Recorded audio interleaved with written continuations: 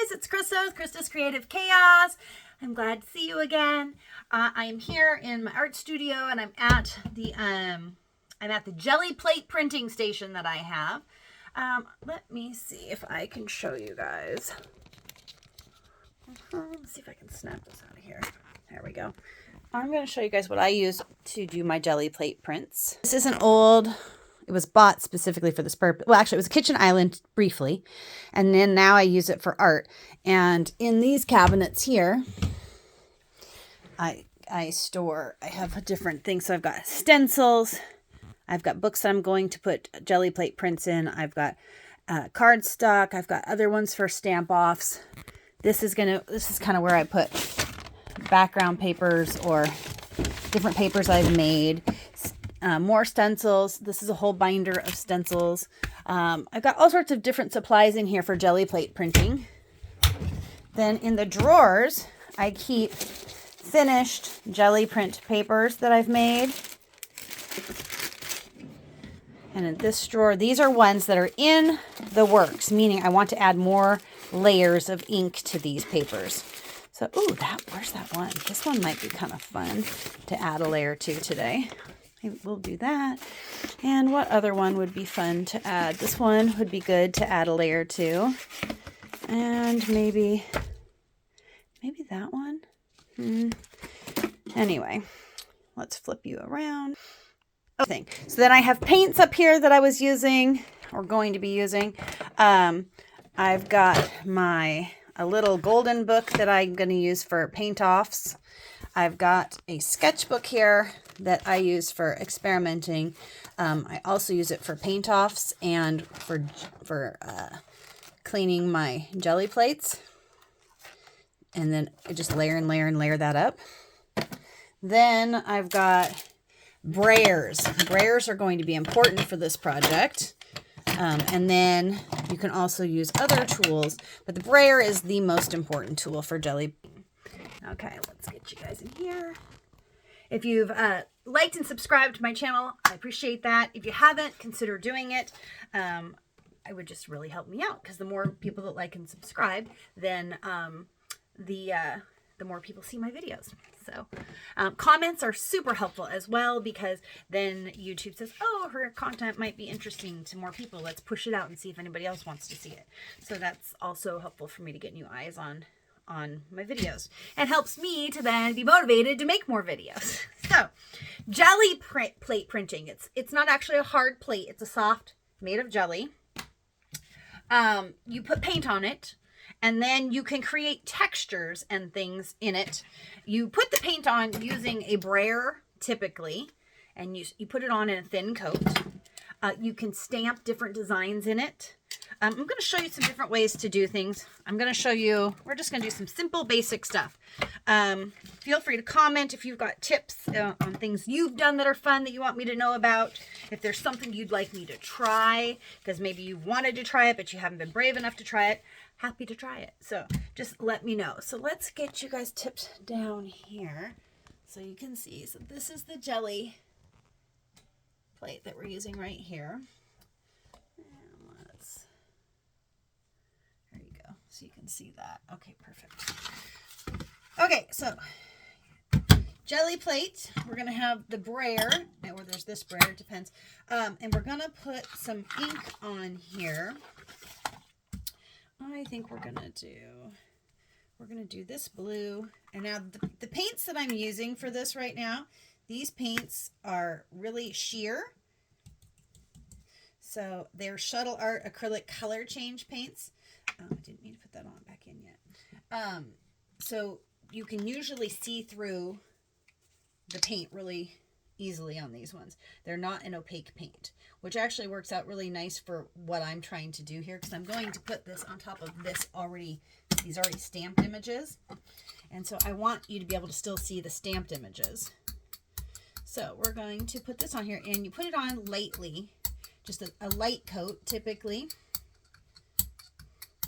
Now, some people will let this dry, and then they will like stamp a design in it.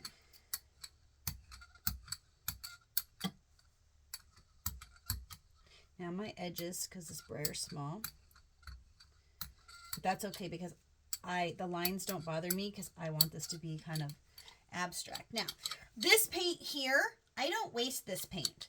I will take this paint and I will open up this book and I will find something in this book that I think will look nice with a little bit of blue over the top of it, because these are paint offs is what I call it. So this one's going to be really pretty with a little bit. So this one doesn't have any, you'll see, it doesn't have any shimmer to it. So I'm just going to put this over to clean my brayer, basically.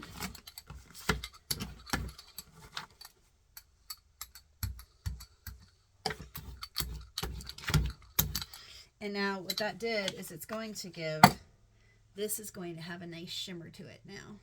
So I'll let that dry over here. Now I'm going to take, these are candle tops from like Bath and Body Works, and I'm going to press this into my paint. Use it like a stamp. You just have to be careful that you go straight down and straight up, because otherwise it will slide around. So you can see, then I've got that, and then I'm going to take that and I'm going to stamp that off on here as well to create extra texture.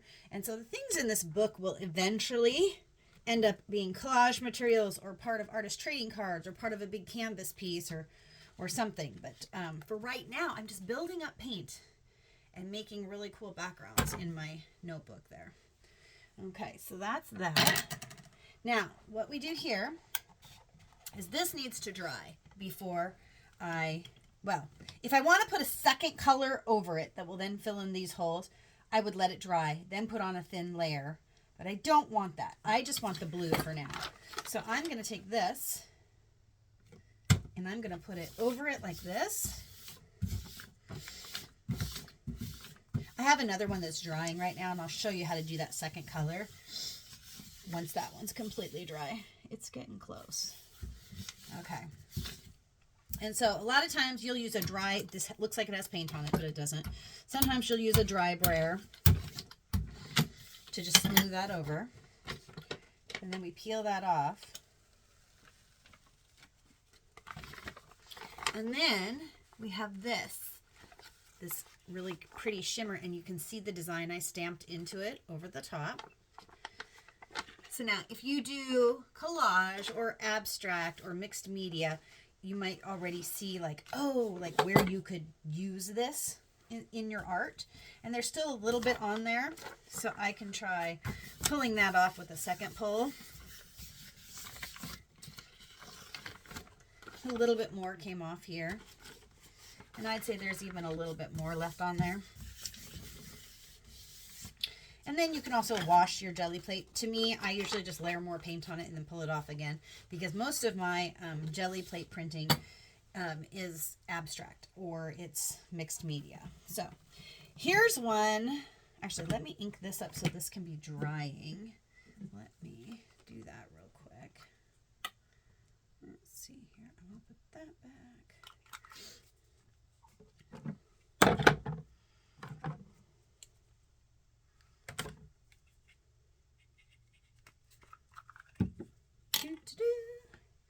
Okay, let's see. You can use a more opaque paint than these.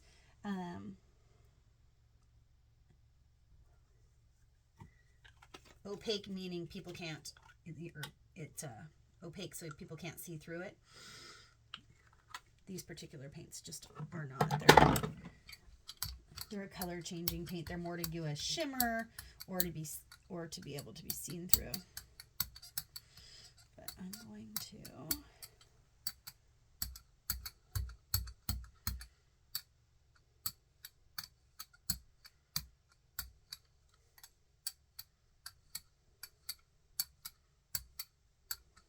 okay, that one, and then this I want to roll this off as well. So I'm going to find a place in my book, and I'm going to do it on top of this one.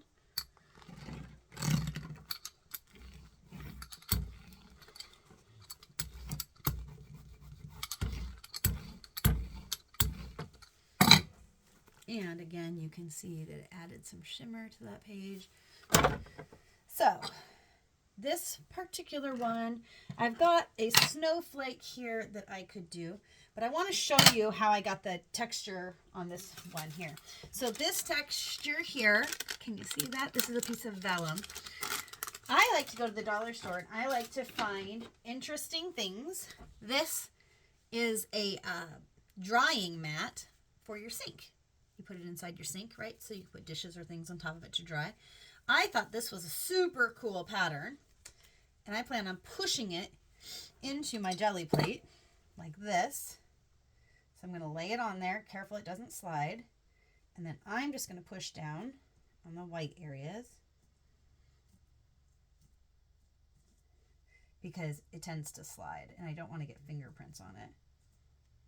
So I'm doing that so that, and I'm pushing down on the solid parts, right? So that it picks up here. And then, so that don't ever waste the paint when you're doing jelly printing. So this is something that can come off onto something right here. So I'm going to take that off. A lot of people will just let this dry and then clean it off in the sink. And I'm like, oh no, I make papers out of everything. So then I've got another layer of paint onto these girls here. And sometimes things you'll think, oh, this is nothing. But maybe after another 2-3 things of paint, all of a sudden I'll be like, I know exactly what I want to do with this. So, and then I can just clean this off later. So here's this one. And now I like to stick it near a light. I don't like to use a heat gun to dry it because it'll damage the jelly print. So now here's one that's already dry. It's a bigger one, and it is dry at this point. So now if I put paint on here, in all of these spots where there's not paint, that paint will show up even more. And I'm going to use it, let's see here. Okay.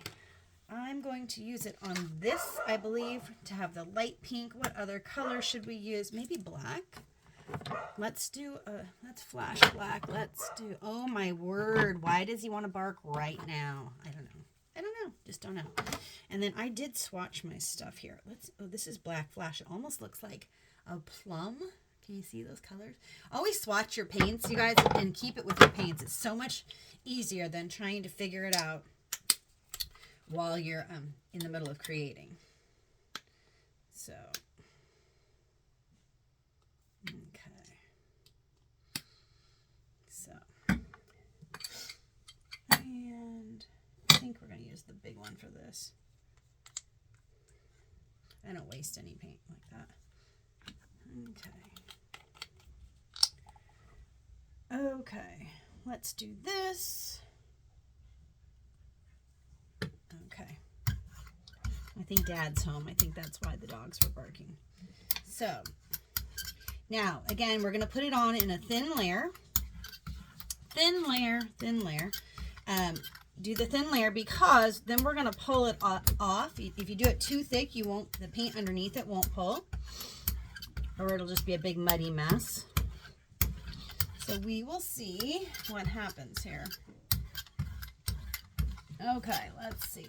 So then we're going to take this cardstock. Now I want to do this while it's wet because I want to pull all of this off, okay? And sometimes what I like to do is look from the other side to see what that's going to look like. And I want to make sure it's off that ridge so that when I transfer it onto here, it works. So there we go. And then this one, again, I want to get that color off of there. And so I'm going to use my book again. This is probably not the page I would have put this on if I had been thinking about it longer before I did this. I was thinking it was the pink still, and it's not. But that's okay. It's still going to be something cool later on. And it still gives it a little bit of a sheen. Just makes it a little bit different looking. So now this one, then I'm going to use this. Now some people will keep this here for 15 minutes or something like that. For what I'm doing here, that's not going to be necessary. I'm going to show you. Then we're going to pick up an edge. And then, can you see It's really subtle, but can you see the design? Can you see the design in it? So because these paints are, like I said, they're almost a sheer paint, so it's going to be really subtle. Now, if that had been a solid acrylic paint, you'd be much more seeing each of the different spaces. So now I'm wondering if I were to, I wonder if I go like this. I use old cards and things, you guys, to do jelly prints pulling sometimes. So now if I leave this on here for longer, all that paint will probably peel off different. I'm going to do this on a white so that we can see it a little bit better. Ooh, that color is really cool. If you don't like the grunge kind of look, then jelly plate printing might not be for you, because you do tend to get a little bit of that look until you get really, really good at it. Then you can get a little bit more refined, but typically it's going to be a little grungy looking, which I like, because like these prints here, I know I'm probably going to go over the top of them with stamping or different things. So I really dig that as just a layer of paint on my project. And then this one we're gonna, let's see here.